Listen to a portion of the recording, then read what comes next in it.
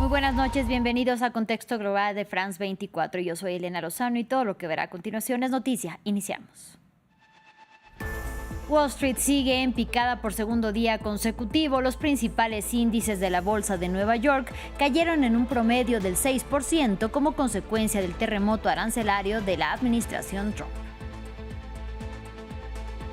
Una jueza de Maryland ordenó el regreso de un migrante de El Salvador que fue deportado por error a su país y encarcelado en el centro de confinamiento del terrorismo. Sin embargo, el gobierno indicó que no tiene la jurisdicción para poder ordenar su regreso. Un ataque ruso cobró la vida de 18 personas, 6 de ellos menores de edad en Kryvyi Rih, la cuna de Volodymyr Zelensky. Las ciudades de Gerson y Kharkiv también fueron atacadas. El presidente ucraniano acusa a Rusia de no querer la paz.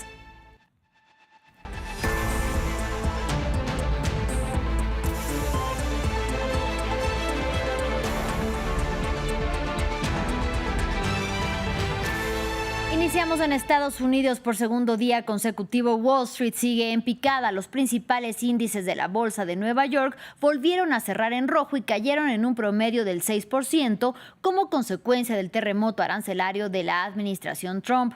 El Dow Jones cayó en 5,50%, mientras que el Nasdaq descendió en 5,82% y el Standard & Poor's 500 bajó en 5,97%, un nuevo récord desde el inicio de la pandemia de COVID-19 en 2020. El nerviosismo de los mercados ocurre pese a que hoy se dio a conocer el índice de desempleo de la Unión Americana, que aunque creció y se ubicó en un 4,2%, se crearon 228,000 nuevos empleos.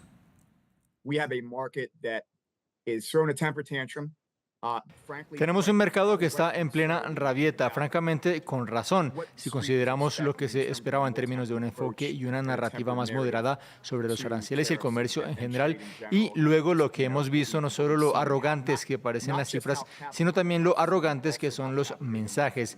Así que tenemos un mercado que está en plena liquidación debido a la incertidumbre, el descontento con la política propuesta, y eso sucedió ayer y se prolongó hasta hoy, y obviamente, incluso con el informe de empleo que fue realmente muy positivo, el mercado ni siquiera se inmutó.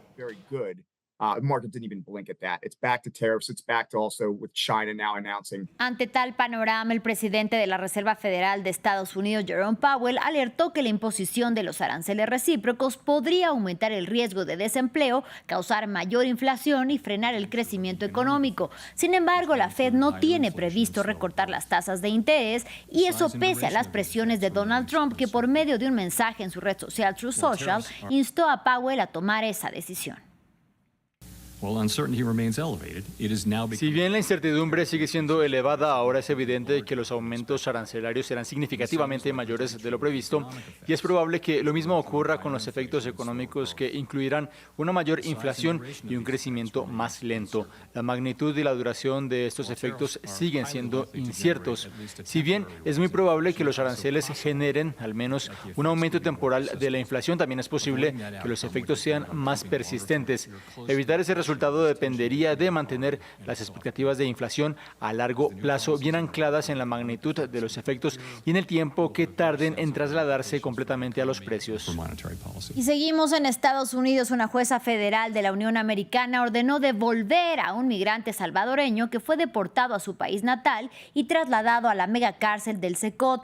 Esto en medio de las controvertidas expulsiones de varios grupos de personas acusadas por la administración de Donald Trump sin pruebas ni juicio de pertenecer al Tren de Aragua o a la Mara Salvatrucha. La familia del hombre alertó sobre el peligro que corre en su país natal, pero el gobierno reiteró que no volverá a Estados Unidos y que en el país ya no hay protección legal para quienes denominó terroristas. Valentina Torres Sánchez nos cuenta la historia. Un nuevo revés en el plan de deportaciones de Donald Trump.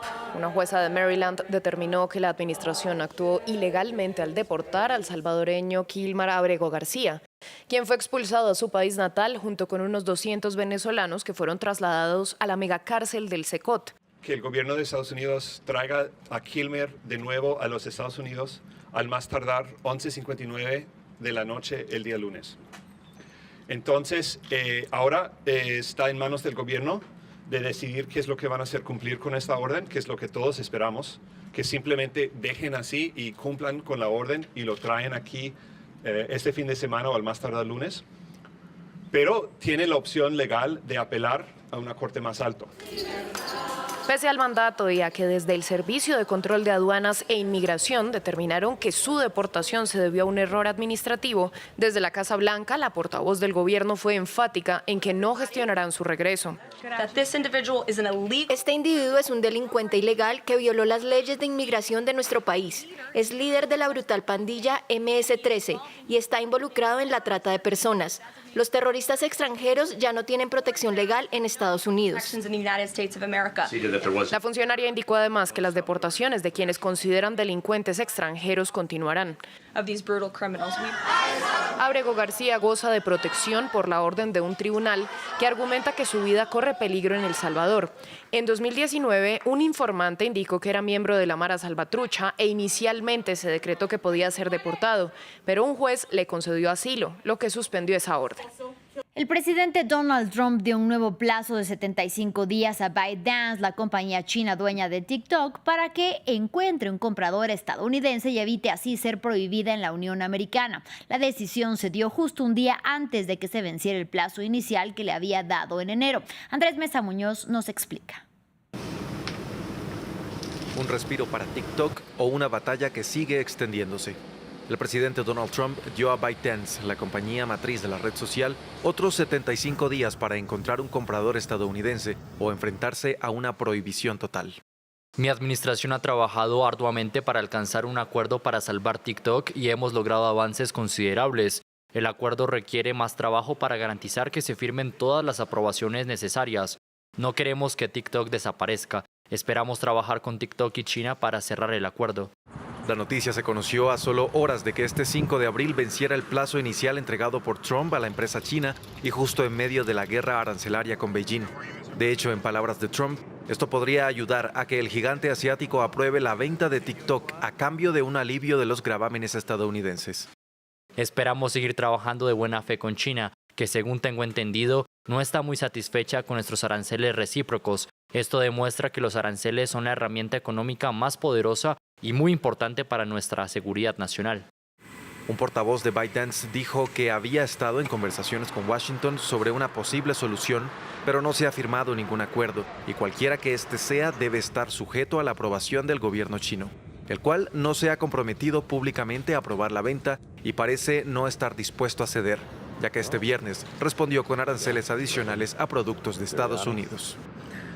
En Panamá, el expresidente Ricardo Martinelli habló por primera vez tras su fallido traslado a Managua, donde iba a recibir asilo. El exmandatario aseguró sin pruebas que supuestamente sus enemigos políticos pretendían atentar contra su vida una vez que estuviera en camino a Nicaragua. La salida de Martinelli del país fue cancelada luego de que el gobierno de los Ortega Murillo pidiera claridad a Panamá sobre si Martinelli tiene una alerta roja de la Interpol.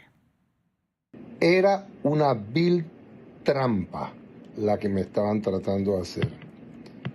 Por un lado me estaban dando una supuesta salida y por el otro lado me querían joder inventándome una serie de cosas. Me siento muy contento de poder estar hoy con ustedes y muy feliz de poder seguir sirviéndoles, porque lo que me querían hacer era matarme. Y ahora hablamos de la guerra en Ucrania. Los más recientes ataques rusos en territorio ucraniano dejan más de una veintena de muertos. Uno de los bombardeos se produjo en Jersón contra la infraestructura eléctrica, lo que violaría el pacto de 30 días al que habían llegado las partes, pero que nunca se formalizó. Otro tuvo como objetivo Kryvyi Rih, la ciudad natal del presidente Volodymyr Zelensky, y donde murieron al menos 18 personas. El presidente ucraniano acusó a Vladimir Putin de no permitir lograr un alto el fuego. Los detalles con Valentina Torres Sánchez. Un misil balístico fue el responsable de este ataque en el centro de Kryvyi Rih, la ciudad natal del presidente Volodymyr Zelensky. Entre los muertos, las autoridades informaron que se encontraban al menos 6 niños. Solo escuché la explosión. Todas las ventanas y vidrios cayeron sobre mí, pero sorprendentemente no resulté herida. Habían niños muertos que yacían allí, padres llorando, horrible. De igual forma, el bombardeo dejó más de medio centenar de heridos, al tiempo que causó daños a unos 20 edificios de apartamentos, más de 30 vehículos, un centro educativo y un restaurante. Y no fue el único hecho. El presidente Volodymyr Zelensky informó de otro ataque en Jersón y culpó a su homólogo ruso, Vladimir Putin, de ser el responsable de que no se haya logrado un alto el fuego. Son simplemente inhumanos, malditos, si se puede hacer algo así. No hay palabras normales para esta escoria rusa. Hoy en Jersón se produjo un nuevo ataque selectivo con un dron ruso FPV contra una instalación energética, la central térmica de Jersón. Este tipo de ataques no puede ser accidental. Todas las promesas rusas se traducen en misiles y drones, bombas o artillería. Para ellos la diplomacia es una palabra vacía. Todo esto se suma a otro ataque que ocurrió en la madrugada del viernes en la localidad de Kharkiv, que también dejó víctimas mortales.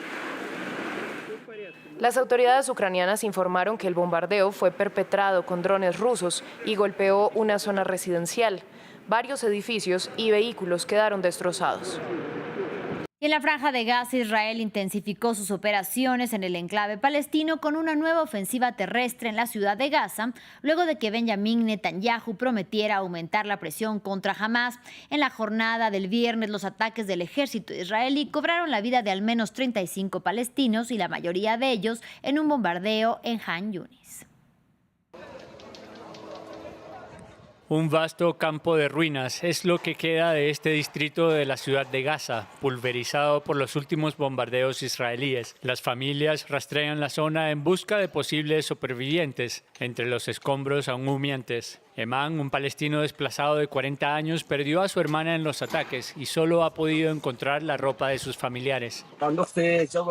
Mi hermana se casó un mes antes de la guerra y hace unos días acababa de entrar en su 9º mes de embarazo. Se estaba preparando, esperando el nacimiento de su bebé, pero desgraciadamente se marchó con su bebé y también con su marido. ¿Qué ha hecho? Toda la familia está desolada. ¿Qué ha hecho su hijo, que nunca conocerá este mundo? La nueva ofensiva del ejército israelí ha dejado al menos 30 muertos según la Defensa Civil Palestina y más de 1.200 personas han perdido la vida desde el final de la tregua del 18 de marzo. Con un número incalculable de desplazamientos forzosos, más del 60% del enclave es inaccesible para los gazatíes y los centros urbanos más importantes están aislados, como Han Yunis en el sur del territorio donde los ritos funerarios no cesan. La casa tenía 4 plantas y albergaba a unas 50 personas, mujeres, niños y civiles desarmados. Al final de la noche, Israel arrasó completamente la casa. Se encontraron restos de cadáveres despedazados, pero no hemos podido identificarlos. Pedimos al mundo entero que se una para poner fin a esta carnicería. El gobierno israelí justifica estos ataques diciendo que quiere intensificar la presión militar sobre Hamás para que los rehenes sean liberados. Pero el movimiento islamista advirtió que la situación sería extremadamente peligrosa para los israelíes en cautiverio, algunos de los cuales serían retenidos en las zonas evacuadas. Mientras tanto, según reportes del portal de noticias Axios, se espera que Benjamin Netanyahu visite la Casa Blanca el próximo lunes. Además de la guerra en Gaza, el primer ministro israelí se reunirá con Donald Trump para tratar de negociar un acuerdo que elimine los aranceles impuestos por el republicano. Recordemos que esta semana Trump impuso un arancel del 17% para las importaciones de productos israelíes. Sin embargo, el viaje de Netanyahu aún estaría por confirmarse oficialmente, pues el primer ministro tendría que pedir a la justicia de su país aplazar las audiencias en el proceso que cursa en su contra por corrupción. Hablé con él hoy y creo que vendrá a nuestro país en un futuro próximo, quizás la semana que viene. Hablaremos sobre Israel, sobre lo que está sucediendo. Ese es otro asunto que nos gustaría resolver y creo que lo lograremos y creo que es muy posible que él venga. Hasta aquí llegamos con este informativo, pero quédese con nosotros que tenemos más información en France 24. Hasta la próxima.